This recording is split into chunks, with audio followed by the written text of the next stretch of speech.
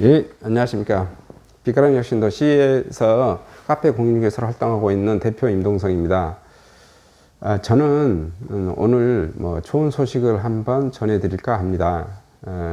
7월에 아니면 10월에 문재인 대통령 광주 전남 방문하나, 문재인, 이해찬,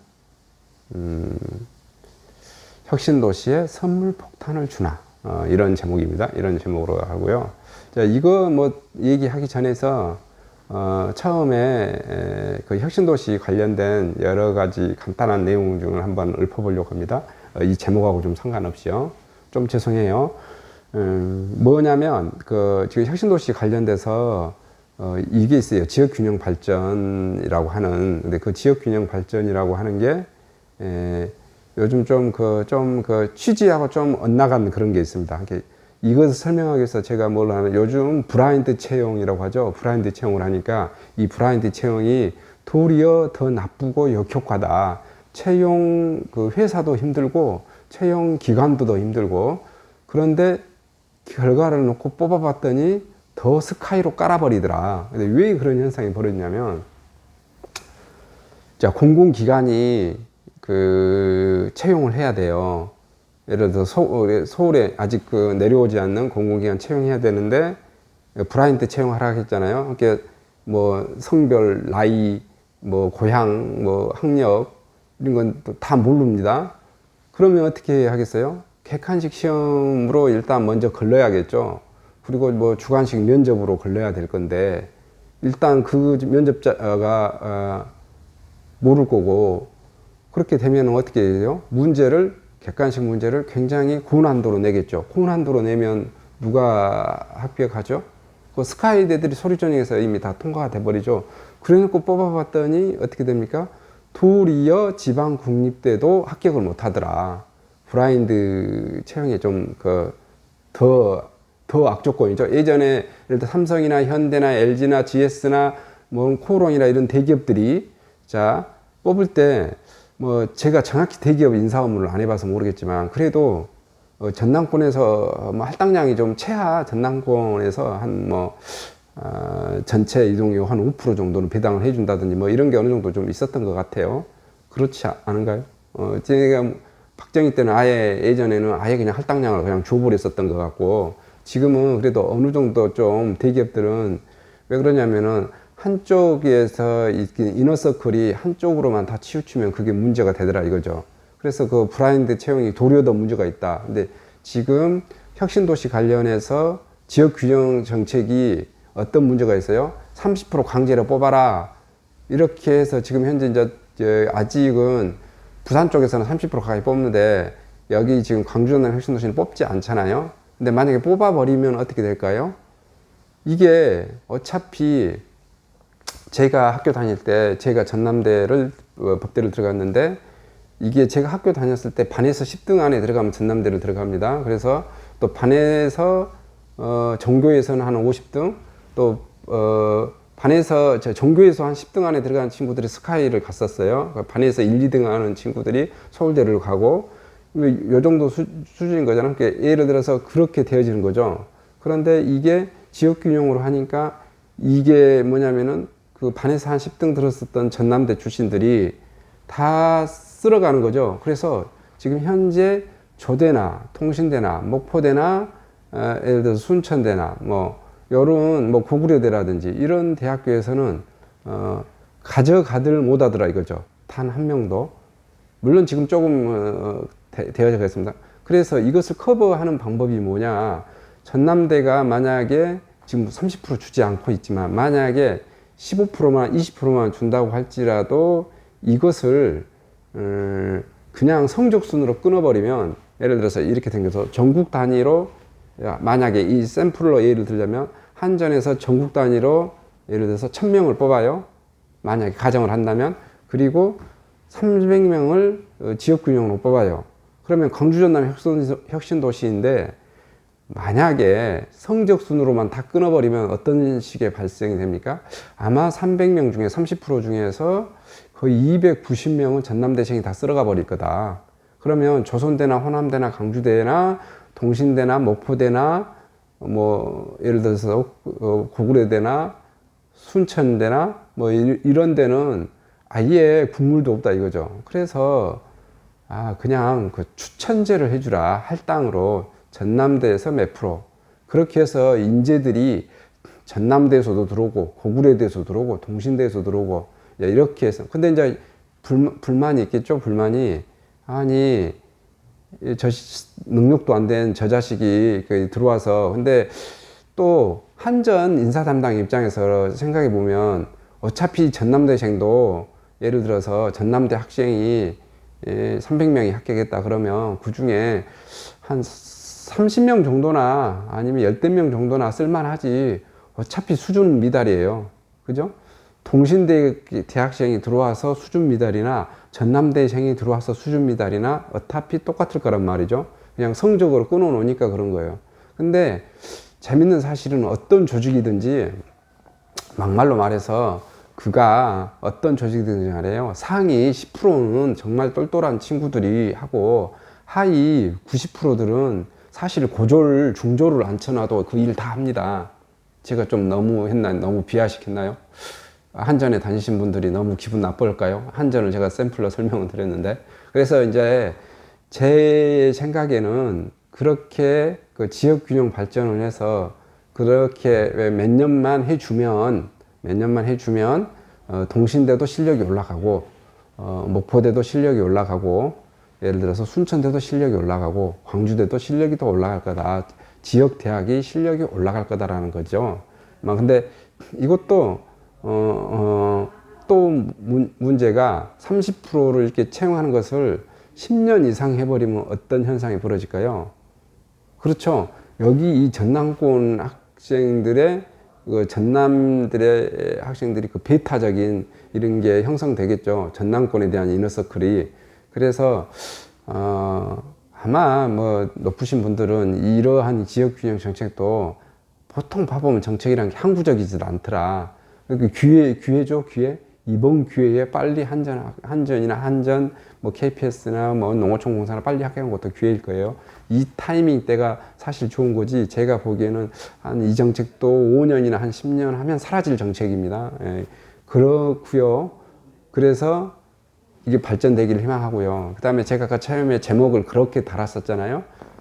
뭐 그런 소문이 있어요. 오실 수 있다는. 오실지 안 오실지는 제가 모르겠습니다만은. 그리고 그 폭탄 선물을 주겠죠. 근데 그 폭탄 선물은 제가 생각해 보니까 만약에 오신다고 하면 시즌2겠죠. 시즌2로 폭탄 선물을 줄 건데 그 폭탄 선물 중에 그 설왕설래가 되고 있습니다. 한 120개 정도의 공공기관이 뭐 이렇게 130여 개 이런 말이 지금 있어요.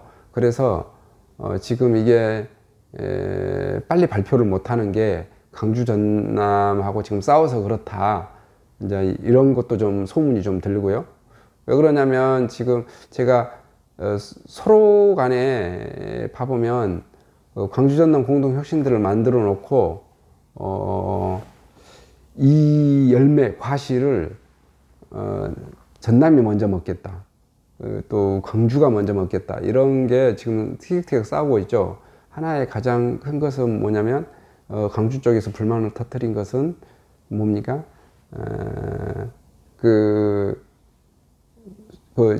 세금 있잖아요. 세금 절반 주기로 했는데 안 주는 거. 그 문제. 그것 가지고 지금 하는 거 있고, 또 하나는 모든 그 행정적인 정치적인 이런 것이 이 광역시가 인구 150만 명, 여기는 인구 한 10만 명, 지금 보면 11만 명이지만 이 대적상 행정력, 경쟁력이 따라가질 못하죠. 지금 따라가지 못한 게 뭡니까?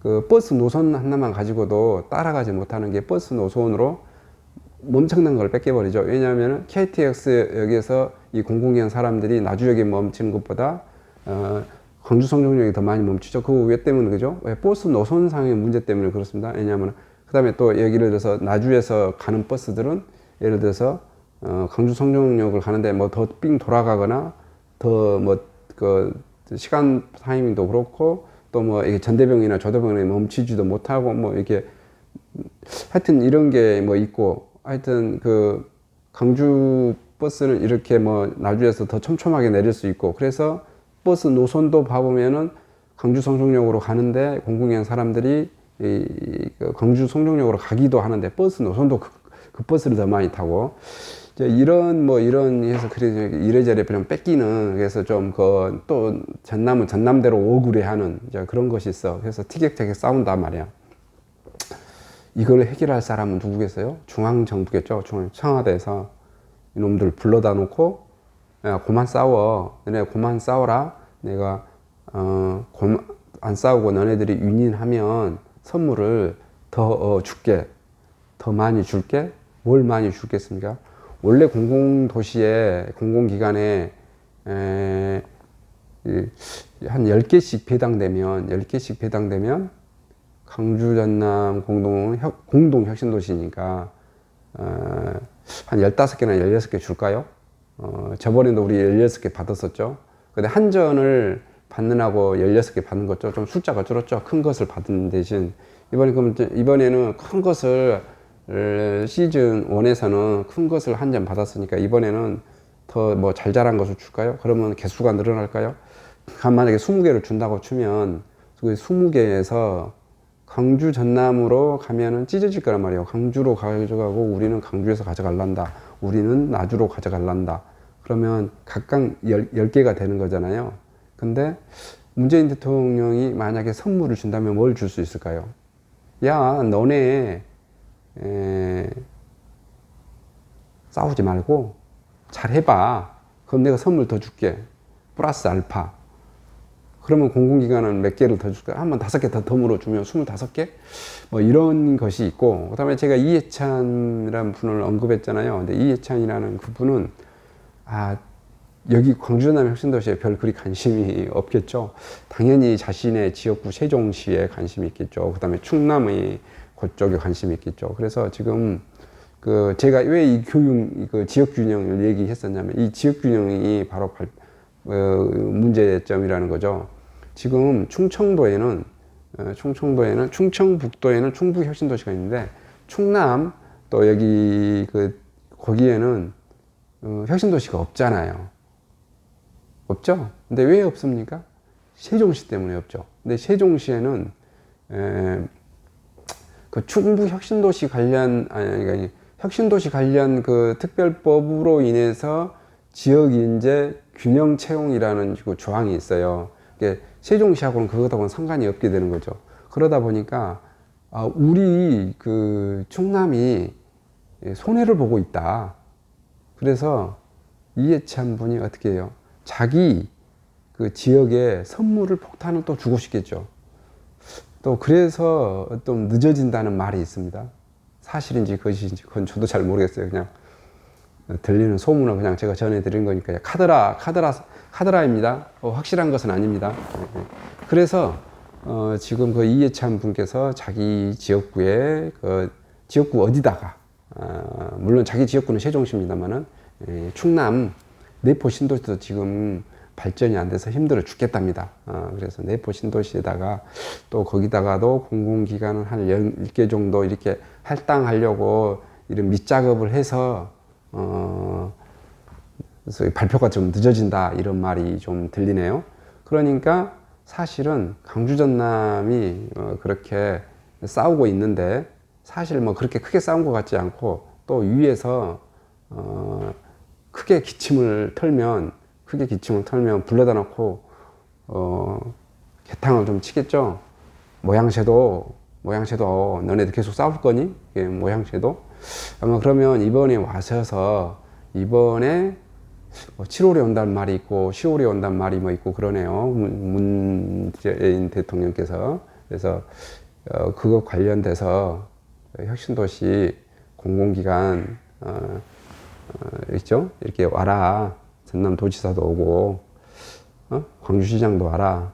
그래서 한 방에 좀 이렇게 해결을 해주고 선물 폭탄을 이렇게 탁 얹혀주지 않을까. 이런 제 개인적인 썰입니다. 이렇게 됐으면 좋겠다는 생각입니다. 빛가람 혁신도시. 그래서 공공기관이 좀 많이 오고 시즌2도 좀 돼서 상가에 투자하신 여기 그 사람들 힘드시죠? 그래서 거기 좀 많이 좀 이렇게 좀 번성화되고 이게 기업체도 좀 많이 좀 들어오고 또 한 가지 제가 그 개인적인 생각으로는 제 생각은 그냥 그래요. 그 한전에다가 그냥 원전 빨리 돌리고 원전 그냥 돌리고 전기요금 사실 너무 싸죠. 여러분 한 달에 각 가정에 2만 원 밖에 안 돼요. 근데 그 전기요금 24시간 냉장고도 쓰고 이렇게 엄청 싼 거 아닙니까? 좀만 좀 올리고 그렇게 해서 한전을 플러스 돌린 상태에서 한전을 좀 돌려줬으면 좋겠다 이거예요. 그 다음에 한전의 수익이 플러스로 가면 그 한전에서 플러스로 난 수익 가지고 어떻게 해요? 그렇죠.